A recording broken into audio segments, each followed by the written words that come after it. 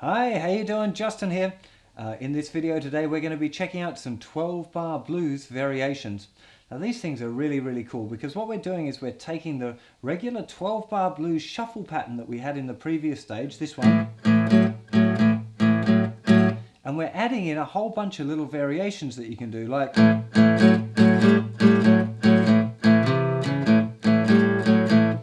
what you end up with having all of these different little patterns is the ability to improvise rhythm guitar, and that's kind of cool. So what I'm going to do is I'm just going to demonstrate. I'm going to play once through a 12-bar blues and use a whole bunch of these different variations. Now I'm not suggesting that you should actually play like this because I'm going to play probably more variations than you really should. Generally, if you were playing a 12-bar blues, you wouldn't just try and make variations up continuously because it would kind of ramble. You'd be better off making up one cool variation and using that all of the way through the 12-bar blues, which is what we're going to do. I just want to show you a quick demo so you can see the different things that are possible. So here we go. 2, 3, 4.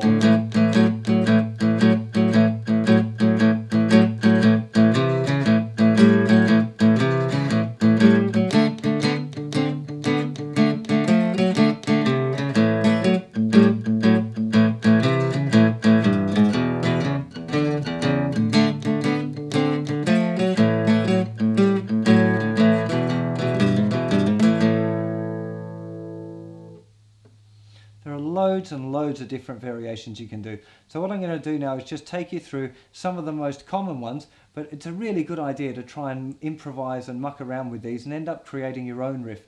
There are lots of really famous tunes. One that springs immediately to mind is Rock and Roll by Led Zeppelin, where they very obviously just played around with this idea and come up with a cool riff.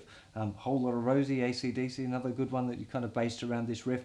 There's loads of them, so keep an ear out. Experiment yourself and see if you can come up with some cool blues grooves. So here, the first one is introducing the little finger. Here, I'm just going to show it to you on A first. Here we go, this. Little finger down. First finger, third finger, little finger, third finger. This is the same count. 1, 2, and 3, and 4, and this will be the 4th bar in A. So now we move to D. Same shape. You see, it's exactly the same pattern, and we're taking it all the way through our 12-bar blues.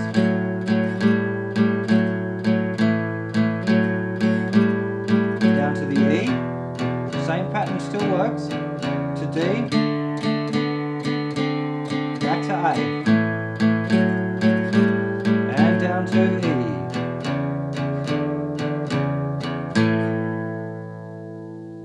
Now I'll show you another cool one where we start to play some of the notes on the next string as well, on the A string.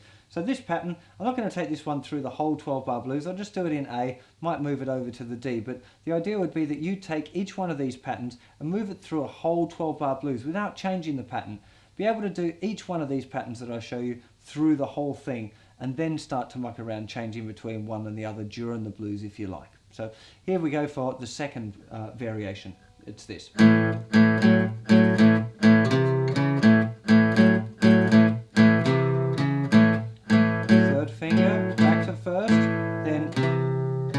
What we're doing here is now 2nd finger, 3rd fret of the 5th string, followed by 3rd finger, 4th fret of the 5th string. And 2, and 3, and 4, and 1, and 2, and 3, and 4, and 2, and 3. If we move it to D, everything moves down the string. And then we might go back to A. Could experiment with this one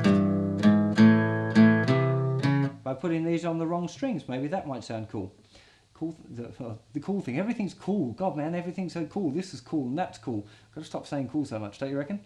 Anyway, the cool thing about this is that you can really experiment and try putting the fingers on a different string or moving the fret of it. And the only rule really is that if it sounds good, it is good. And if it sounds bad, don't do it again. Okay, on to the next couple of patterns. Here we go for variation number 3.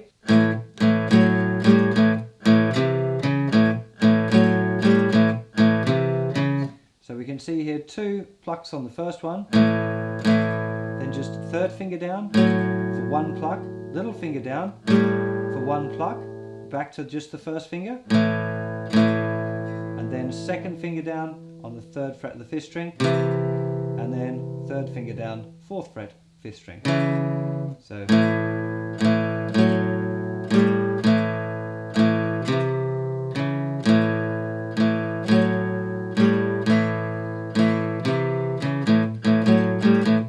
over to D.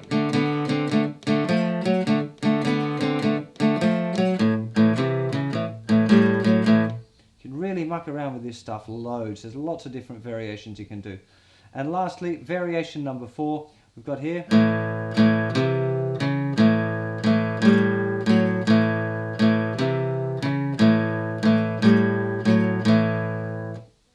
Two on the 1st finger, then the 2nd finger, 3rd finger variation, back to 2 with the 1st finger, and now this time little finger, then 3rd finger.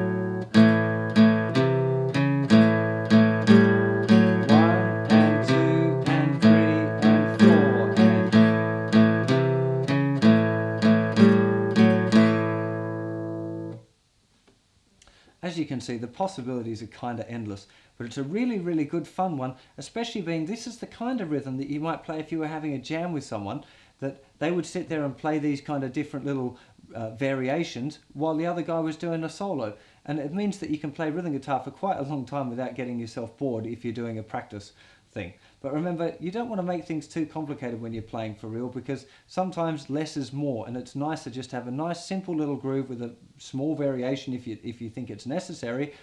What I'm trying to say is don't overcrowd it and just end up playing too much, because you overcook it, add too much spice, and it ends up not tasting so nice, sounding too nice. So have fun with those 12-bar blues variations, and I'll see you for another lesson very soon. Later.